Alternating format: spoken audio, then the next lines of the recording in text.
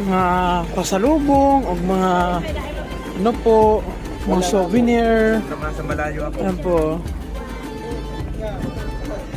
Ito po yan sa may malapit ng strawberry farm.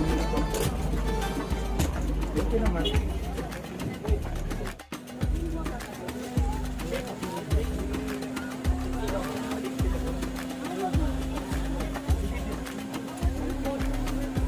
A few inches later.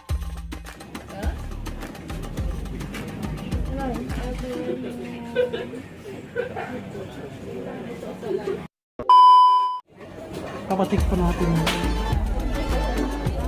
Ito. Ito yung Christmas village niya. Punta na kayo din guys.